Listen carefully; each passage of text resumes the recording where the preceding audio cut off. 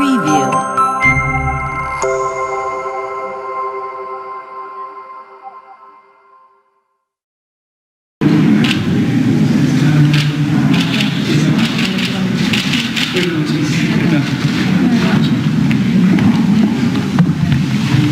Muy buenas noches. Son las 19 horas del viernes 17 de abril de 2020. Estamos en el Palacio Nacional de México y vamos a comenzar la conferencia diaria sobre la información del estado que guarda la pandemia de COVID en el mundo y en particular en México. COVID es la enfermedad causada por el virus SARS-CoV-2. Hoy vamos a dedicarnos básicamente al informe técnico y como es viernes abriremos a una más extensa sesión de preguntas y respuestas. Le pido al doctor Alomía si nos conduce por el informe. Con su permiso. Buenas tardes a todas y todos. Iniciamos con el informe del panorama internacional, nuevamente enfocándonos a nuestro indicador, ahora 53%, otra vez 2% abajo y cada vez nos vamos acercando a ese 50% que en un momento podrá significar ya que la mitad de todos los casos que en su momento se confirmaron durante la pandemia ya están más allá de los 14 días y por lo tanto no significan una transmisión reciente, más la que se está llevando lógicamente en Europa y en la región de las Américas. Un 0.1 incrementa la letalidad mundial, 6.7 está para el corte del día de hoy. Y lo que vemos en las barras para cada uno de los días que se está notificando, lo vemos de una manera más desagregada y objetiva en la siguiente diapositiva, en donde pues continuamos viendo también cómo están ya por cruzar la cantidad de casos confirmados en los últimos 14 días en Europa y los que están ocurriendo en las Américas. Y como ya lo hemos dicho, esto esperamos que en un momento las Américas tome el primer lugar en la proporción de casos confirmados en los últimos 14 días. En la siguiente actualizamos nuestra situación en México, nuestro mapa con escala colorimétrica para poder identificar la carga de enfermedad, es decir, la cantidad de casos que se están confirmando día con día. El día de hoy tenemos 6.875 casos confirmados por laboratorio, es decir, tienen un resultado por reacción en cadena de la polimerasa positivo para SARS-CoV-2 y por lo tanto se consideran casos confirmados para COVID-19. Así también tenemos 28.126 resultados que han dado negativo al virus y poco más de 48.000 personas que han sido atendidas y han sido estudiadas para la enfermedad. La distribución en el mapa es muy similar en los colores a las que vimos el día de ayer. En la siguiente diapositiva podemos ver también la distribución de estos colores para cada uno de los estados y poder tener los números totales, que sería la siguiente diapositiva. Esta que tenemos acá, en donde ustedes pueden tener los datos tal y como se han estado notificando a través de la plataforma de vigilancia epidemiológica del COVID-19 que es el CISVER. En la siguiente diapositiva vemos ahora nuestro mapa, pero por tasa de incidencia acumulada. Prácticamente la coloración es similar, realmente un poco más de 530, 540 casos que se han sumado el día de hoy no han producido todavía un cambio importante en la coloración, pero empezaremos sí a ver estos cambios en la medida que más y más casos puedan irse acumulando, ¿no? La tasa nacional 5.37 y bueno, los estados que en su momento tienen una coloración más oscura son los que precisamente tienen mayor tasa de incidencia en función de que pueden tener o menos población que otros estados lógicamente y que ante eso la cantidad de casos confirmados representa un mayor grado de transmisión y afectación en esa población. En la siguiente diapositiva es la misma información, pero ahora en barras para que puedan ustedes identificar cada uno de los estados y ver cuál es el orden que guardan en relación a la tasa de incidencia acumulada por 100.000 habitantes. En la siguiente diapositiva, por favor. Vemos ya la distribución nuevamente actualizada de la ocurrencia de casos por municipio. Esto es importante comentarlo, es de acceso público, ustedes lo pueden acceder en cualquier momento, lógicamente se actualiza todos los días, también con la información o las bases de datos que son públicas y que se actualizan después de las 2 de la tarde y un poco antes o durante la conferencia. Agradecemos aquí lógicamente la interacción y la colaboración que hemos tenido con CONACYT, con Centro Geo, con GeoIN, quienes son los que están todos los días contribuyendo a que este mapa pueda ser actualizado y que se pueda tener.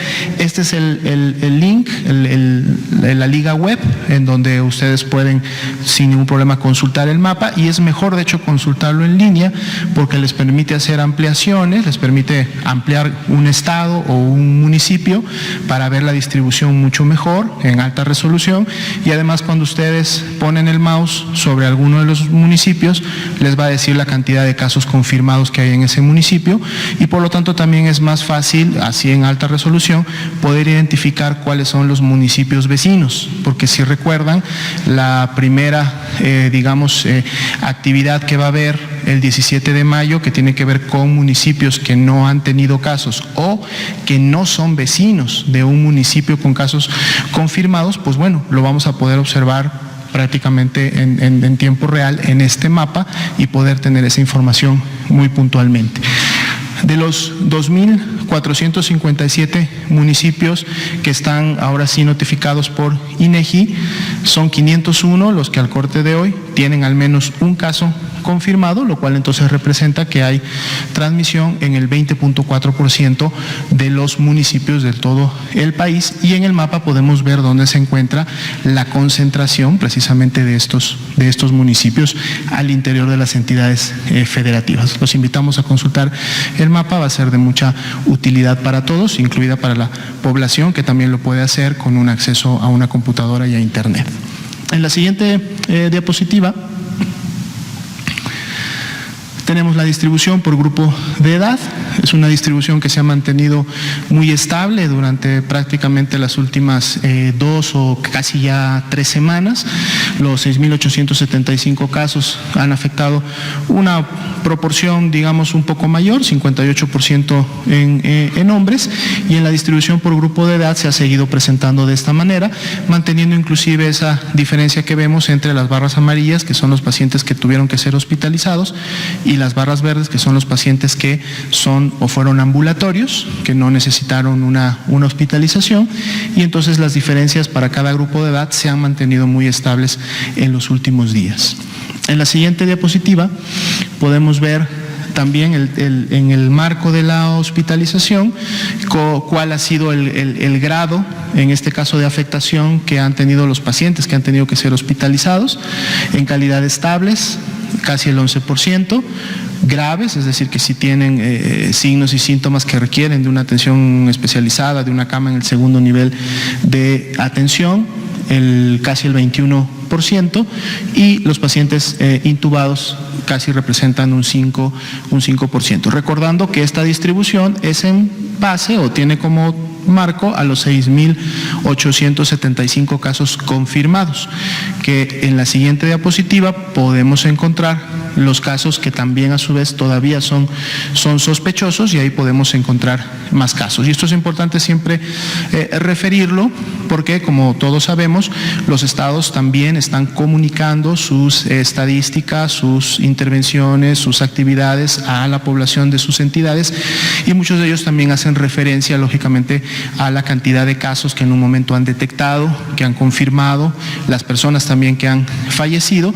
Sin embargo, puede haber en un momento diferencias en función a qué se están refiriendo, ¿no? Nos estamos refiriendo a la columna de confirmados, nos estamos refiriendo a la columna de sospechosos, o nos estamos refiriendo a la columna donde viene el total de los casos. Entonces sí habría que tener una puntualidad de cuál es el universo que estamos tomando. Las presentaciones que ustedes ven y la estadística que presentamos aquí todas las noches está en base a la columna de confirmados, es decir, aquellas personas o lamentables defunciones que tienen ya registrada en la plataforma el resultado a SARS-CoV-2. Recordando que este registro en la plataforma lo realiza de manera directa cada uno de los laboratorios estatales de salud pública de las 31 entidades federativas, el laboratorio de la Ciudad de México y otros laboratorios que funcionan como laboratorios concentradores de toda la red nacional de los diferentes sectores institucionales y algunos laboratorios también de los hospitales de alta especialidad. Son ellos los que todos los días, en función como van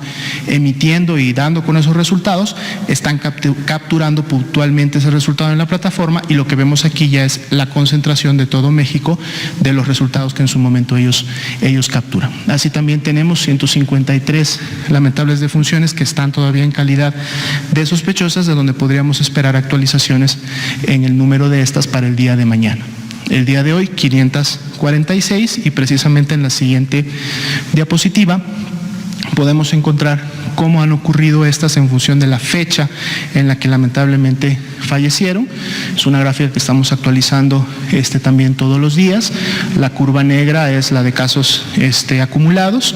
Las barras en su momento son los casos que han ocurrido en cada una de las fechas, y como comentábamos ayer, si bien es cierto hubo un incremento y una tendencia ascendente como desde que iniciaron las defunciones el 18 de marzo y aproximadamente hasta el 5 o 6 de abril, esa tendencia, aunque en el nivel en el que se mantiene, se ha presentado de una manera estable, es decir, no tenemos todavía una tendencia que en su momento sea explosiva, pero esto es un dato que también de manera puntual tenemos que estarle dando seguimiento todos los días. En la siguiente diapositiva vemos las comorbilidades que estuvieron asociadas a las 546 defunciones. Siguen estando lógicamente arriba con mayores proporción la hipertensión, la diabetes y la obesidad. Y en la siguiente diapositiva vamos a ver las defunciones que están distribuidas por estos tres grupos de edad que en su momento se definieron. Vemos como la letalidad en mayores de 60 años se incrementa a 18.1. Es importante también comentar que en este grupo, más allá de la edad, también hay personas que, además de tener más de 60 años, también padecen diabetes o hipertensión, o tienen alguna inmunosupresión, o tienen alguna otra comorbilidad, y lógicamente esto incrementa todavía más el riesgo de fallecer, ¿no? Vamos a estar haciendo estos cruces de comorbilidades con edad o entre las mismas comorbilidades para también presentar este tipo de información en los siguientes días. La letalidad en el grupo de 25 a 59 se encuentra muy estable, se ha mantenido prácticamente a este nivel de 5.7, 5.9, y no ha tenido grandes variaciones. No así la de mayores de 60, que como hemos visto iniciaba o estaba en 15 y ahora ya está en 18. La siguiente diapositiva, por favor. Tenemos la distribución de la letalidad por estado de ocurrencia, es decir, más allá de cuántas defunciones se dieron en cada una de las entidades federativas, en relación al número de casos confirmados que también se han detectado en las entidades federativas, pues tenemos una línea de letalidad que puede ir desde un 22.61 hasta un 3.14, y tenemos la letalidad que es la nacional o la media nacional de 7.94. Sin embargo, también recordando que precisamente el día de ayer que se actualizó la cantidad de casos estimados que se tiene en México de la enfermedad, un poco más de 55,000 casos estimados, tenemos también entonces una letalidad de casos estimados o una letalidad estimada en relación a lo que se considera son todas las personas que están realmente padeciendo la enfermedad.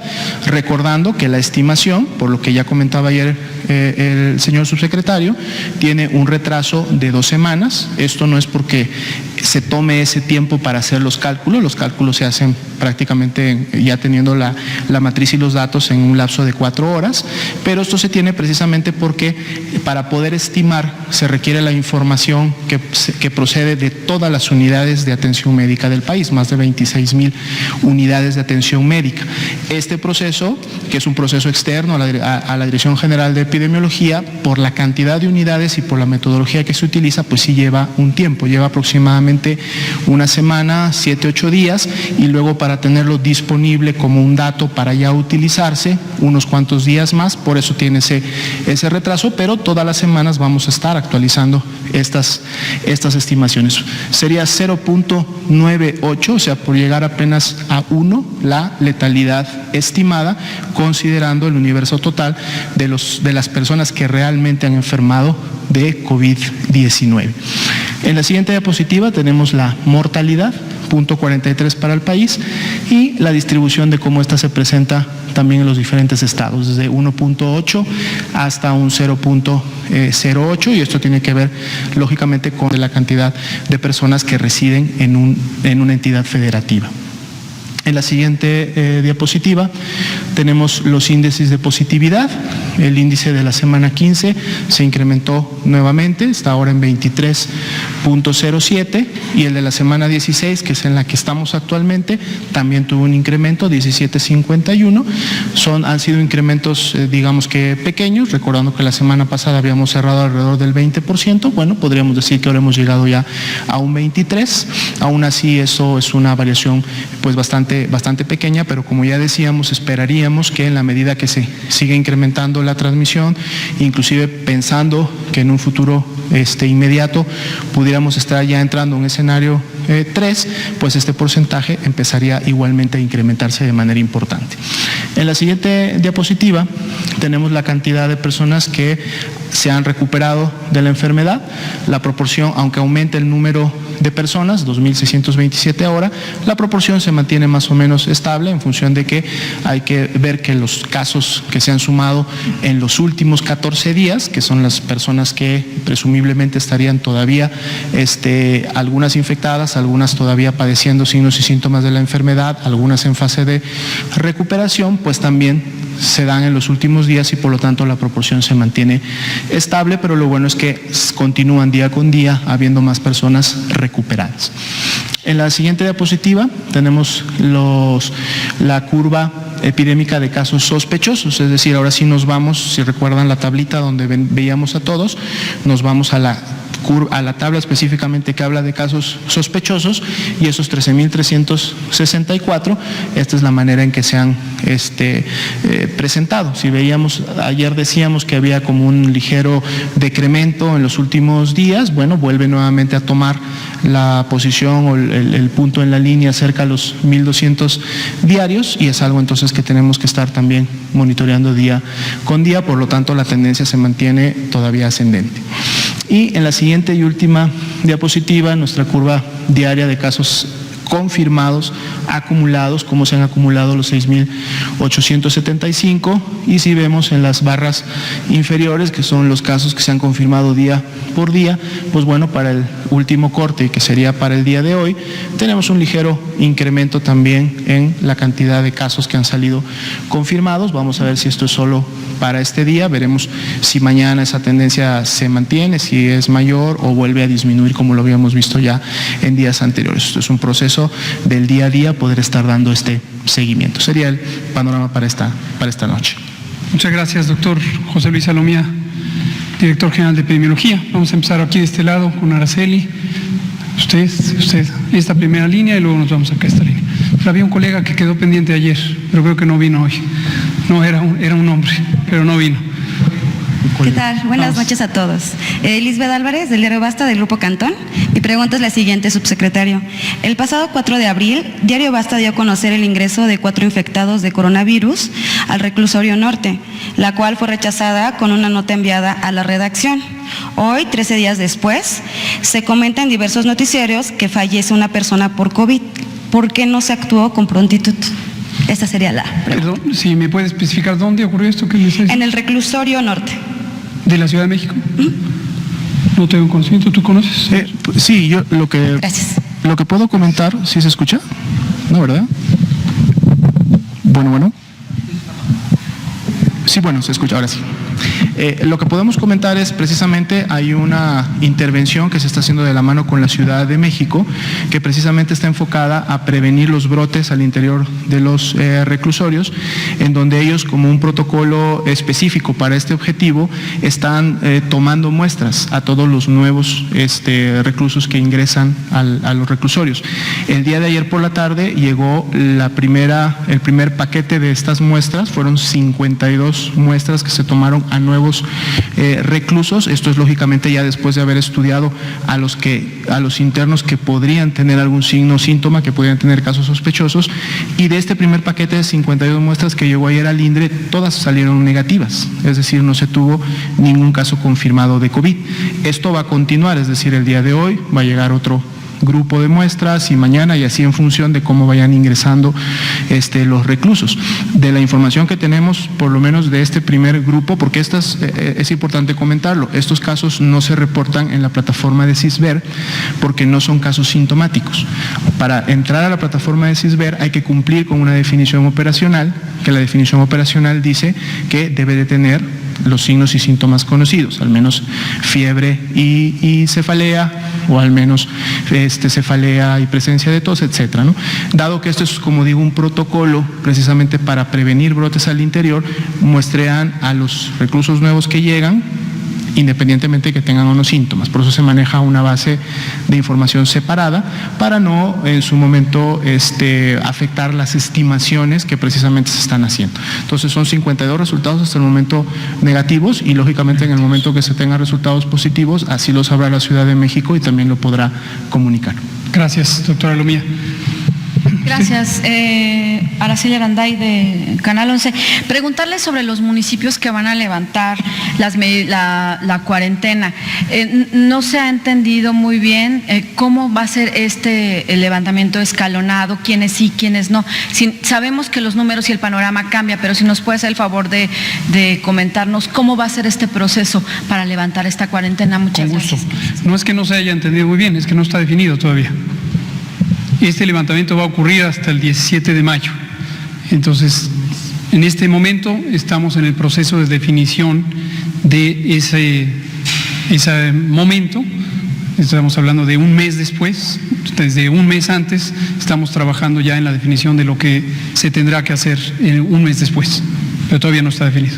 El número de municipios estaban hablando de 400 y tantos. Lo que anunciamos ayer fue una preidentificación del estado que hoy, o más concretamente ayer, guardan los municipios del país respecto a la transmisión de COVID.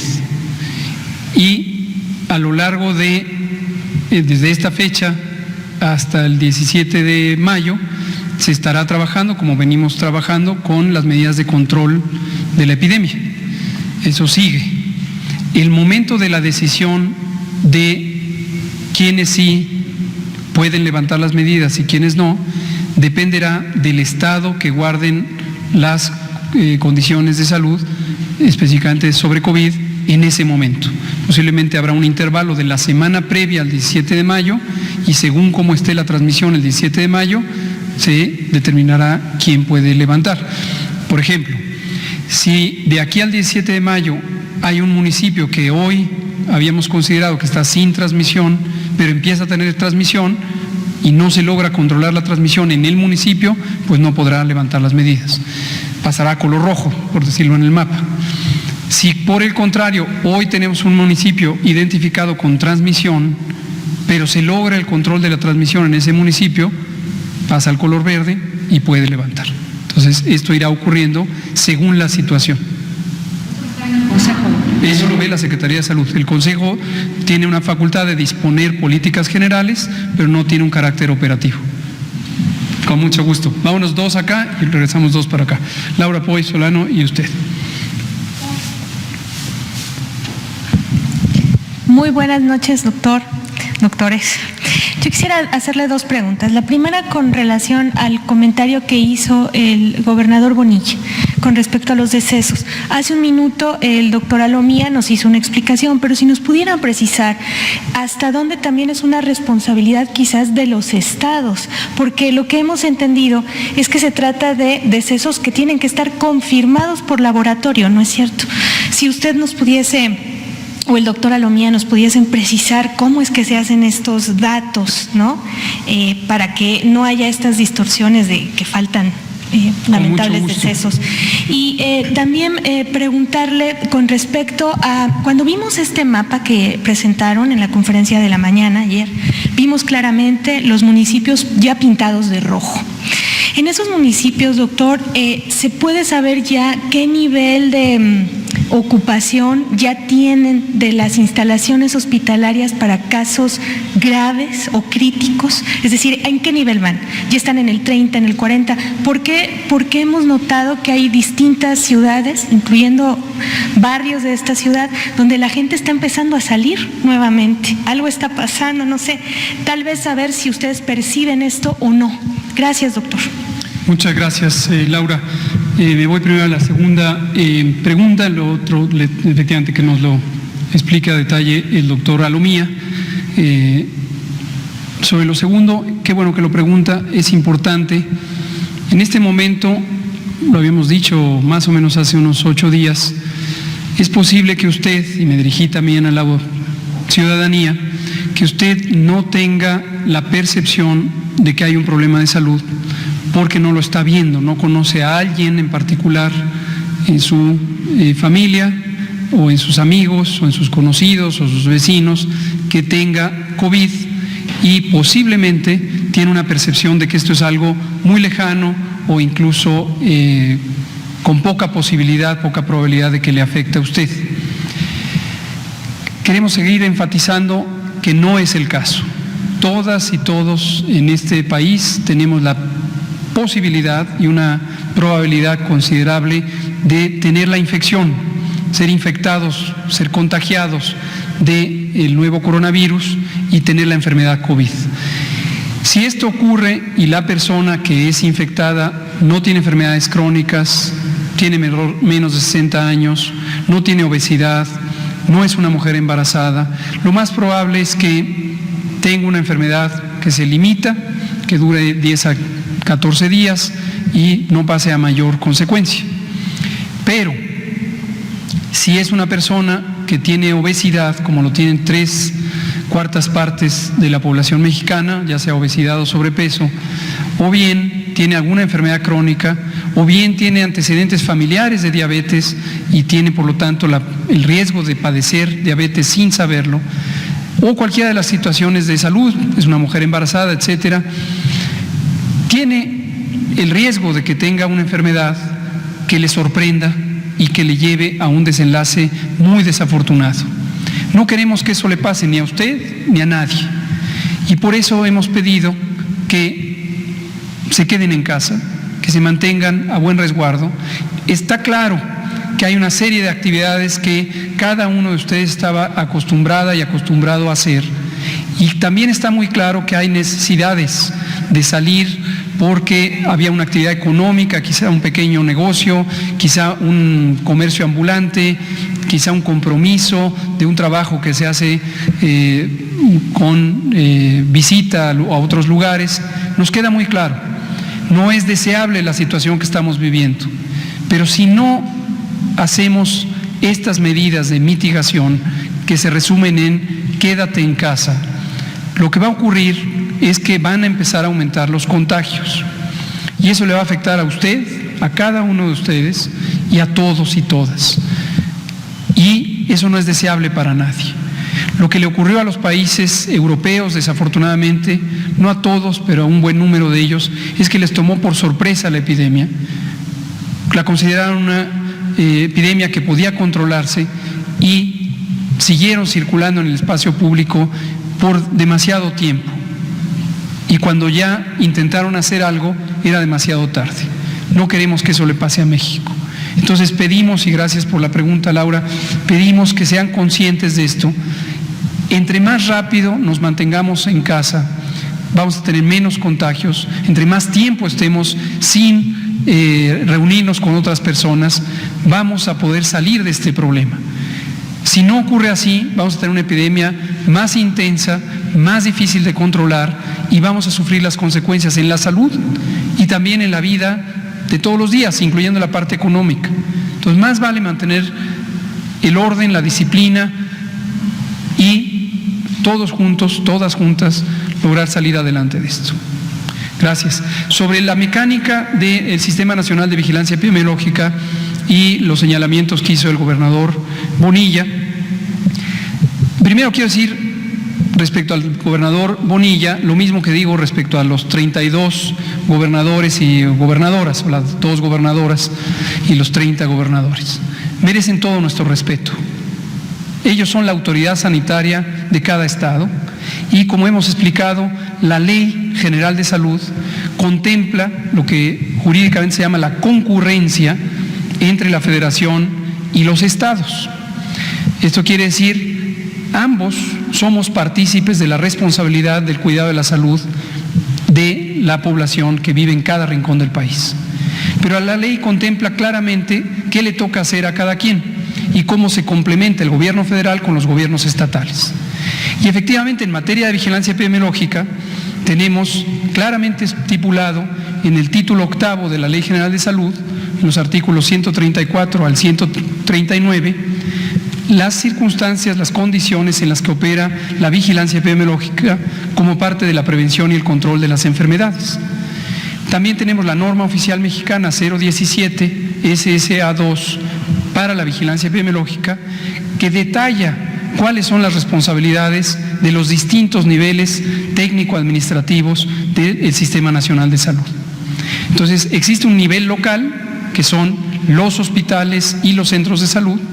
Existe un nivel jurisdiccional, que son las oficinas administrativas que pertenecen al Estado y que coordinan los estados y más o menos corresponden a veces al nivel municipal, aunque hay jurisdicciones que tienen más de un municipio. Existe el nivel estatal, que es una oficina directamente dependiente del gobernador a través del secretario de Salud del Estado. Y finalmente existen las oficinas federales del Sistema Nacional de Vigilancia Epidemiológica, la Dirección General de Epidemiología, cuyo director es el doctor Alomía. Entonces, el proceso de generación de los datos epidemiológicos nos lo va a comentar el doctor Alomía, para que quede muy claro quién genera el dato y quién debe notificar ese dato y dónde quedó ese dato, dónde quedó ese número y por qué no está donde debería estar. Doctor Alomía. Gracias, secretario. Sí, de hecho, solamente recalcar que la comunidad SINAVE, el Sistema Nacional de Vigilancia Epidemiológica, créame que es una de las comunidades más activas durante todo el año.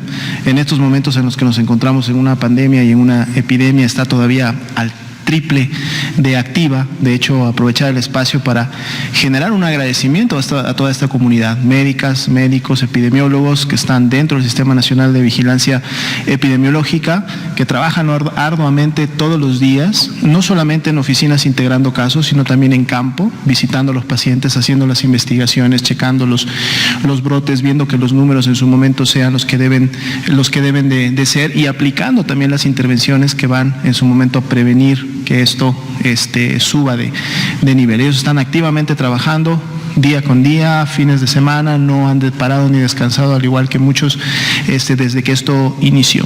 Y esto es precisamente, lo comento, porque es ahí donde se lleva a cabo el trabajo más importante, en lo local. Son estos profesionales de la salud que en lo local están entrevistando a los pacientes, están recabando la información en lo que denominamos un estudio epidemiológico, un estudio de caso, que es donde se integran todas las variables, desde aquellas que identifican a la persona, que interrogan y toman los antecedentes de viaje o de visitas o de vueltas dentro de su comunidad para poder identificar en su momento dispersión o importación de la enfermedad, que requisitan todos los signos, síntomas, comorbilidades, toda la información que noche con noche ustedes ven presentada en esta conferencia, sale y es gracias a que alguien en una unidad de salud, en una comunidad, en una colonia, estuvo con un estudio de caso en su mano y requisitó directamente con el paciente en el consultorio o en la entrevista, requisitó toda esta información,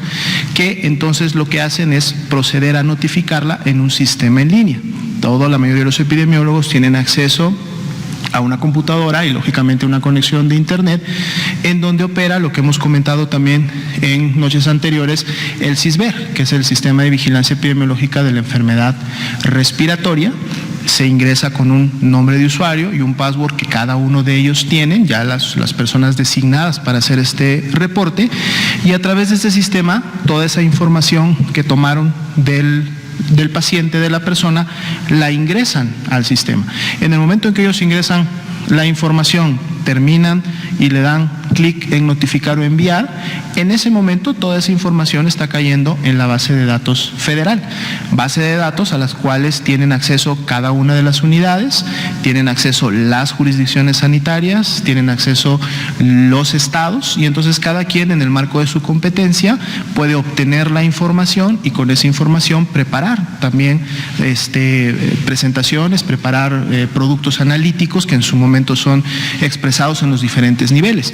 A lo mejor igual nosotros vemos por su, digamos, relevancia o frecuencia o cobertura los informes estatales, pero así como los estados están presentando informes, también en los niveles jurisdiccionales están trabajando las áreas de epidemiología jurisdiccional con sus actores, y también están preparando y emitiendo informes a sus jefes de jurisdicción para ver cómo en la jurisdicción y en sus municipios se está llevando a cabo la enfermedad. Una vez que el caso es notificado en esta plataforma, entonces viene el otro componente, que es al tomar la muestra, esta muestra va a trasladarse hasta el laboratorio designado para la atención de esa unidad. Recordando que tenemos laboratorios estatales que en un momento prácticamente interactúan con muchas de las unidades médicas, pero también tenemos laboratorios regionales. Es sobre todo una estrategia que el Instituto Mexicano del Seguro Social implementa, en donde opera por regiones con laboratorios grandes que en su momento reciben todo este flujo de muestras, también realizan los procedimientos y en su momento emiten resultados. Hemos hablado de laboratorios que están también en los principales hospitales de alta especialidad, que son hospitales grandes de concentración. Ellos también a lo largo de los años han desarrollado capacidades de poder tener y montar laboratorios grandes que permiten también procesar inmediatamente las muestras de toda esta gran cantidad de pacientes que se concentran o que se refieren no solo de unidades de su localidad, sino también de estados vecinos. Entonces, una vez que el laboratorio procesa la muestra y obtiene un resultado, entonces ingresa a esta misma plataforma SISBER, y ahora es el componente o los actores de los laboratorios estatales, y también un reconocimiento y una felicitación a todos los químicos, biólogos, todos los profesionales de la salud que están en los laboratorios en los diferentes laboratorios de la Red Nacional de Laboratorios de Salud Pública, porque también ellos están pasando noches enteras, días enteros, procesando muestras para que entonces los resultados puedan ser lo más oportuno posibles y se puedan llevar entonces a cabo las acciones que en su momento se han normado y se están implementando en cada área. Y son ellos precisamente los que directamente ingresan a la plataforma y capturan el resultado y dicen este resultado es positivo o es negativo, y recordando que estamos en un sistema de vigilancia centinela, no basta con decir que es negativo para un virus, van y estudian si es positivo para otro virus, y si es, también lo capturan, y si es un caso grave o una lamentable defunción, todavía procesan un siguiente panel viral todavía más ampliado que integra como 17 virus respiratorios diferentes, porque la idea siempre es poder llegar a tener el resultado preciso de cuál fue el microorganismo que en su momento produjo la infección. Entonces es una actividad que nace de lo local, que es parte y que es de lo que día a día realiza todo el Sistema Nacional de Vigilancia, componente epidemiología, componente laboratorio, y es precisamente de los estados de donde toda esta información fluye. Son los mismos estados los que capturan sus casos probables, son los mismos estados los que capturan sus resultados, teniendo siempre, lógicamente, la contemplación de que también hay laboratorios regionales que concentran muestras de varios estados y que son estos los que emiten los resultados, pero esto se da en una sistematización en la cual podemos tener en 48 a 72 horas no solamente la notificación de los casos, sino también de los resultados que en su momento se llevan a cabo. En lo que nosotros nos tocan hacer en el nivel nivel federal, más allá de coordinarnos con todos ellos, de emitir lineamientos, de tener la rectoría de cómo funciona el sistema, es también, lógicamente, ingresar a esa plataforma y con los puntos y las fechas de corte, las horas de corte, extraer la información que los 32 estados han capturado y poder preparar los productos informativos que noche con noche les traemos, además de aquellos que se emiten para la toma de decisiones en los diferentes niveles administrativos. Excelente. Muchas. ¿Laboratorios ya incluye la red? La Red Nacional de Laboratorios hasta el último corte tenía 81 laboratorios evaluados que cumplían con los criterios para poder llevar a cabo este tipo de procesos. Gracias, doctora Lomía. Usted, y luego nos regresamos de aquel lado con usted y con Blanca. Gracias. Buenas noches, Liliana Noble de Pulso Saludable. Doctora Lomía, yo le quisiera preguntar si la base poblacional de la que nos hablaba es la respuesta a que en algunos municipios no haya casos nulos estos detectados. Y otras dos preguntas para usted, doctor. Me ha tocado presenciar desafortunadamente actos de agresión contra médicos. ¿A dónde pueden ellos acudir para pues avisar de que esto está ocurriendo y que no siga ocurriendo, para que no quede impune? ¿Y qué pasaría, no quiero ser ave de mal agüero, pero qué pasaría si tiembla con un paciente que esté en tiempo y forma para poder salir de su casa, como lo dicta el protocolo de protección civil, pero tiene COVID? ¿Qué pasaría ahí o cuál es el protocolo? Gracias. Cómo no, muchas gracias. Sobre las agresiones al personal de salud, hemos expresado repetidamente nuestra indignación y nuestra preocupación por esta conducta que ha ocurrido en algunos lugares del país. Como hemos dicho también, esto lo que representa es una situación muy desventajosa, no solo para la persona que sufre la agresión, y expresamos nuestra solidaridad y profundo respeto y agradecimiento por todos los y las trabajadoras de la salud en general, y también por quienes han sufrido estas agresiones, pero además puede ser un delito. Entonces, ¿dónde deben denunciar? En el Ministerio Público. Es decir, cualquier persona que sufra una agresión por parte de otra, sea o no trabajador de la salud, tiene el derecho de acudir a hacer una denuncia al Ministerio Público más cercano a su localidad. Y tocará al Ministerio Público hacer la averiguación previa. Si se configura una falta administrativa o un delito, pues proceder con lo que corresponda conforme a la ley. Gracias. La parte de los sismos. Por supuesto que pueden ocurrir muchos eventos al mismo tiempo y todo esto es parte de lo que pues ocurre a lo largo de los días en un país. México es un territorio de alta sismicidad por razones geológicas diversas en las que todos conocemos, y podría ocurrir. En general, los hospitales tienen un protocolo que viene desde el año 2008, que se definió o se impulsó por parte de la Organización Panamericana de la Salud en un programa que se llama Hospital Seguro. Y en el programa Hospital Seguro se contemplaron una serie de medidas que tienen que ver con la capacidad de responder ante un evento adicional a la atención de la salud que pudiera poner en riesgo a las propias instalaciones físicas, al personal de salud y desde luego a las y los pacientes. Entonces existen los lineamientos en general, ojalá que no ocurra esto, pero no sería distinto que cualquier evacuación que fuera procedente en una condición de salud distinta. Lo mismo, la persona, creo que la pregunta es muy útil.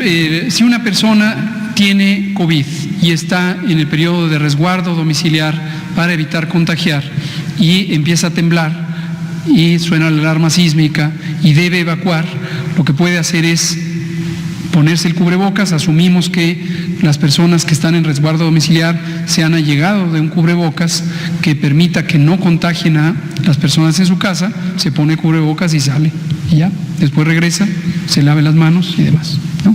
Así es. En relación a la primera pregunta, cuando decimos base poblacional, nos referimos a cuando se calcula la tasa de incidencia acumulado. Siempre esta tasa normalmente se calcula en base a 100,000 habitantes. Pero en el momento en que un municipio tiene un caso confirmado, entonces va a aparecer, digamos, en el mapa y en su momento ya empieza a generar estadística. Esto es independiente si el municipio tiene poca población o tuviera mucha población. En el momento en que tenga al menos un caso confirmado, va a generar una tasa de incidencia para su municipio. En algunos sí hay, en otros no.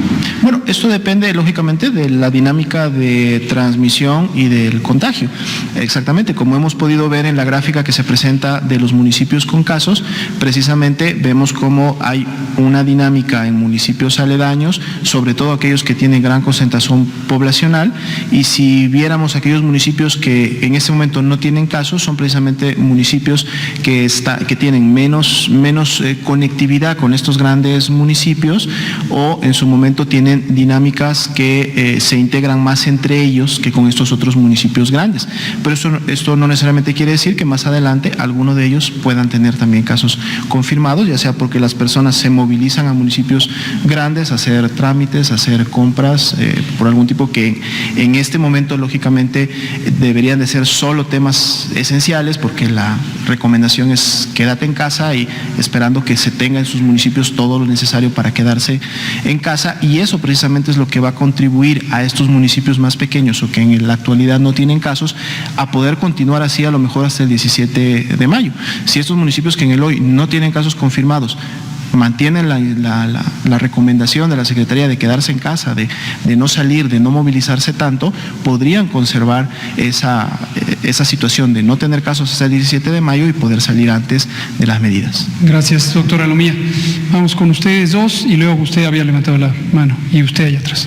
Hola, Ernestina Álvarez de MBS. Preguntarle si no hay un lazo o algo que se haya roto o algo que no sirva mucho entre la comunicación que hay entre las autoridades que llevan el tema de COVID-19 y los gobernadores, ¿no? Primero fueron los panistas, ayer fue Silvana Aureoles, ahora sale Bonilla a mencionar esto, tomando en cuenta que pues van a tener que hacer más trabajo en conjunto, toda vez que pues ya se publicó el acuerdo en el que se prohíbe la incineración de cuerpos no identificados e identificados, y ahí señala que tiene que existir una coordinación entre la Secretaría de Salud y estos estados para hacer un registro de este tipo de personas. Eso por un lado.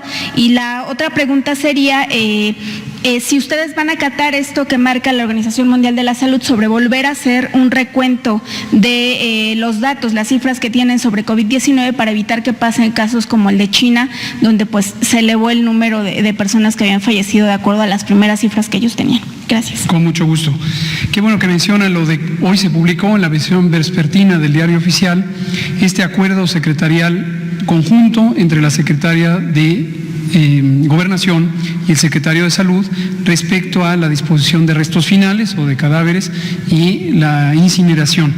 Y tiene que ver con lo que usted me preguntó hace unos días, y qué bueno que lo pregunta porque me da la oportunidad de aclarar algo que yo no fui suficientemente preciso en señalar.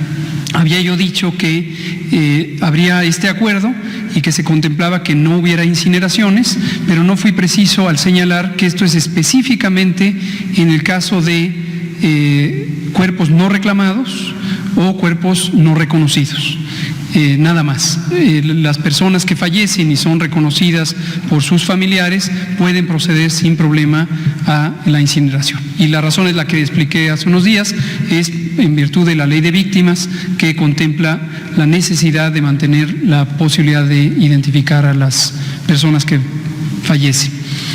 Sobre lo que me pregunta de la conversación o comunicación con los gobiernos estatales, pues es lo que acabo de explicar. La ley es muy clara, qué le toca hacer a cada quien. Cuando se habla de concurrencia, quiere decir coordinación, quiere decir colaboración, quiere decir hacer las cosas juntos. Yo creo que vamos muy bien en el sentido de que somos, como lo dije hace unos pocos días, una república federal. Tenemos 32 entidades federativas, hay un pacto federal claramente establecido en la Constitución y las demás leyes, y todo funciona en ese sentido. Sobre la Organización Mundial de la Salud y los datos, me llama la atención la expresión que usa de acatar.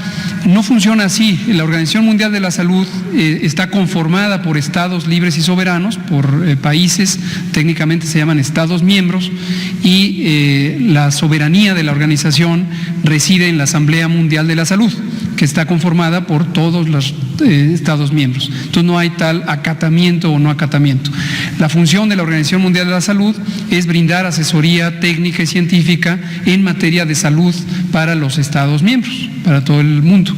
Y respecto a los distintos mecanismos que existen para la integración de la información, efectivamente los distintos países tienen métodos diferentes. Nosotros hemos explicado, lo acaba de hacer el doctor Alomía, cómo funciona la vigilancia epidemiológica en México con uno de los distintos instrumentos que se utiliza: la notificación de casos, el diagnóstico, la confirmación. Es una disciplina bastante activa, bastante compleja. Gracias. Buenas tardes, Blanca Valadez, reportera del Grupo Milenio. Preguntarle respecto a los municipios libres de COVID. De manera específica, ¿estos municipios libres de COVID son porque no han reportado los estados casos? Y se lo comento por lo siguiente: en algunas entidades que nos están reportando son comunidades muy lejanas, pero son comunidades que tampoco tienen hospitales. Hay lugares como Agua Prieta, por ejemplo, tiene 100,000 habitantes y ahí están muy cerca de la frontera. Entonces, sí llama mucho la atención por qué están libres de COVID estos municipios. ¿Qué procedimientos ustedes están aplicando para determinar que están libres de COVID? Sé que están aplicando la movilidad, sé que todo eso ya lo han explicado, pero exactamente ahí qué está pasando, qué coincide. Preguntarle también sobre los ventiladores. Sabemos que se llegó a un acuerdo con Estados Unidos para la compra de 1,000. ¿Cuántos estarían ya disponibles en caso de que se requieran y ya entremos a la fase 3, como comenta usted? Y nada más una precisión. Se dio un caso de un youtuber que se salió, decidió contagiar y ahorita provocó que ya haya demandas por parte de la población. ¿Es posible aplicar la ley así cuando una persona de manera deliberada sale y puede contagiar a otra persona? Gracias. Con mucho gusto le contesto primero la tercera pregunta. Sí, efectivamente, la Ley General de Salud en su título número 18, 18º, en varios artículos, el 141 y otros más adelante, contempla las sanciones a la que es acreedora una persona que, conociendo que tiene una enfermedad infectocontagiosa, deliberadamente tiene una conducta que contribuye al contagio. No necesariamente es un asunto que es práctico de resolver, y menos en medio de una pandemia, pero desde luego podría existir la configuración de un delito, ¿no? Sobre los ventiladores, efectivamente ha habido una muy buena diálogo al más alto nivel, nada menos que los presidentes de Estados Unidos y de México, en búsqueda de este espíritu de colaboración. Hoy tuvimos esta noticia preliminar de que podríamos tener una primera aportación de 1,000 ventiladores. No es un donativo, tiene que quedar esto claro, eventualmente tendrán que comprarse, pero es una facilitación del proceso de acceso. ¿Cuántos más se necesitan? Lo hemos estado comentando. Habíamos tenido un escenario en el caso de que hubiera sido la curva de máxima intensidad que presenté ayer, hubiéramos necesitado 15,000 ventiladores como un mecanismo de garantía de resguardo. En la medida en que tenemos menor transmisión, podríamos tener menor necesidad, y existen también ventiladores que históricamente tiene el sistema de salud. ¿Y lo otro era? Municipios. Esto es muy dinámico. Hoy puede haber un fenómeno de ausencia de casos, mañana puede haber casos, como lo acaba de explicar el doctor Alomía, dependiendo qué tan móviles son las poblaciones y qué tanto siguen o no medidas de seguridad sanitaria, como el quédate en casa, lavarse las manos, proteger el estornudo, etcétera. Su riesgo va disminuyendo. Entonces puede haber un municipio que hoy tenga un riesgo bajo porque está siguiendo las medidas, pero puede ser que de repente exista alguien que visita ese lugar. Esto es análogo a cuando la epidemia se empezó a presentar en los países. ¿Por qué hay un país que está en medio de otros con transmisión y no tiene casos? Al cabo de un rato los tiene. ¿Qué hicieron los estados? Es lo que pregunto. Como lo acaba de explicar el doctor Alomía, el Sistema Nacional de Vigilancia Epidemiológica, se los simplifico, el dato lo generan las unidades de salud. Aquí está un médico, una médica, identifica a un paciente, ese profesional de la salud está obligado a notificar. Esto es exactamente lo que dice el título 8º de la Ley General de Salud y la norma oficial mexicana 017 a la que me referí. ¿Cómo puede y debe notificar? Debe notificar en secuencia y antiguamente, cuando todo era de papel, era en un papelito y se lo daban a la jurisdicción sanitaria. La jurisdicción sanitaria integraba la información y se lo daba a la oficina estatal de epidemiología, que pertenece a la Secretaría de Salud del Estado, se lo mandaba a la Federación. Desde hace más de 15 años las cosas se hacen por computadora, entonces en tiempo real la médica o el médico, si tiene acceso a la computadora, notifica, en ese mismo tiempo real lo ve la jurisdicción, lo revisa, lo valida, lo ve la oficina estatal y cuando la oficina estatal dice esto está validado, nos aparece en la plataforma nacional. Ellos pueden ser omisos a notificar, ya sé que están obligados a notificar, pero decir que no tenemos municipios, que hay municipios libres, puede ser también por omisión de los... Puede ser por muchas razones.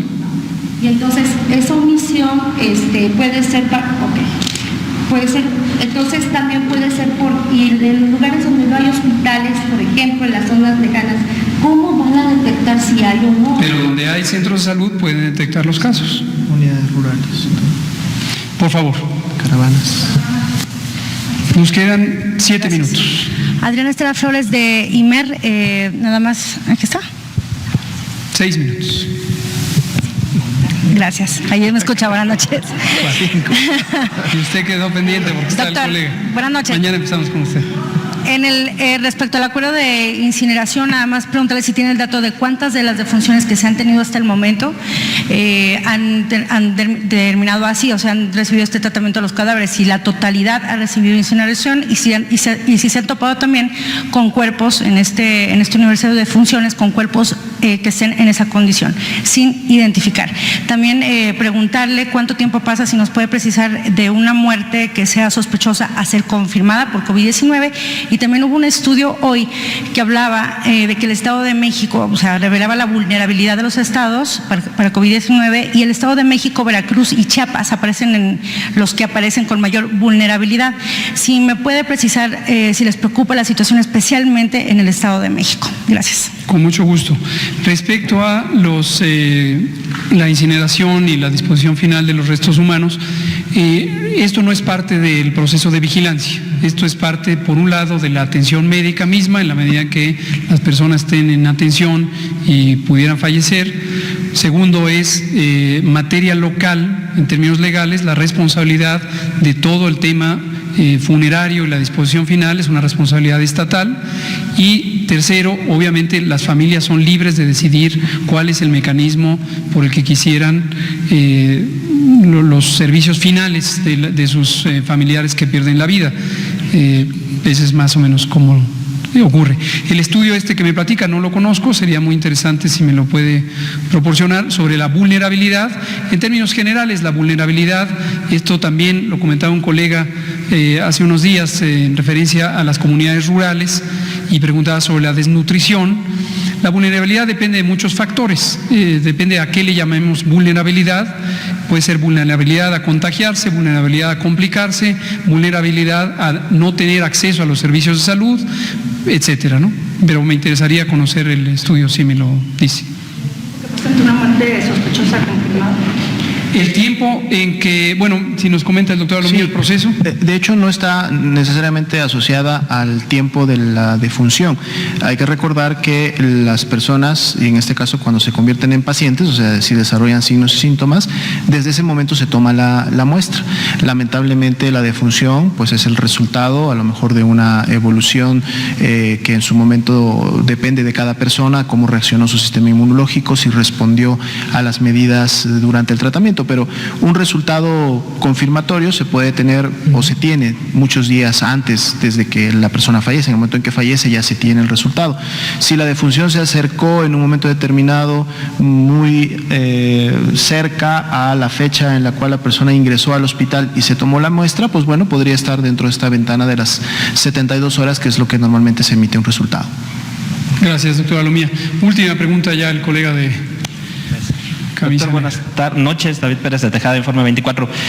A nuestro medio ha llegado muy recurrente una duda del público sobre los casos asintomáticos. ¿Qué pasa con estos casos asintomáticos? Estaba yo leyendo un artículo donde decía que en China 8 de cada 10 casos eran asintomáticos y muchos los relacionaban con niños. ¿Esto es cierto? ¿Puede ser factible? ¿Qué pasa con ellos? ¿Se les despierta de repente la enfermedad o pueden pasar desapercibidos toda la enfermedad y pueden contagiar? Ya nos había platicado algo al respecto hace unos días de que no estaba todavía comprobado si si transmitían la enfermedad o no, pero ¿qué pasa con estos casos asintomáticos? Y la otra pregunta es, en el caso de las regiones, ¿se ha contemplado levantar sanciones económicas para que no pase gente que venga de estados que puedan estar con transmisión a otros donde no? ¿Eso se ha contemplado en algún momento, como cuando se pasó en un alto, por ejemplo? Gracias por la observación. Le contesto primero la segunda. No lo tenemos contemplado como una política nacional. Tenemos conocimiento que algunos estados o incluso algunos municipios, en uso de sus atribuciones legales, en el caso de los estados como autoridad sanitaria, han dispuesto sanciones administrativas, como pueden ser las multas, están en su derecho de hacerlo, puede o no ser un mecanismo que facilite el control, pero están en su derecho de hacerlo y en su responsabilidad.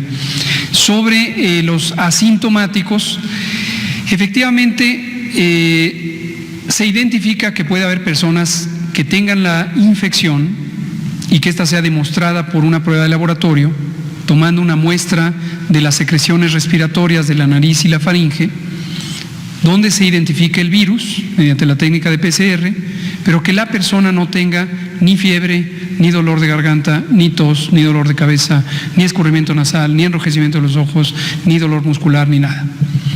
Y sería una persona que tiene una infección asintomática. A este estado también le llamamos portadores asintomáticos. Eso se conoce. En México hemos tenido muchísimos casos como estos, los hemos reportado en su momento. Desde el inicio de la epidemia teníamos 2 originalmente, luego fueron multiplicándose. ¿Cuántos de estas situaciones de portadores asintomáticos o de infecciones que no son enfermedad sino son infección ocurren? Es algo que no se sabe en todo el mundo.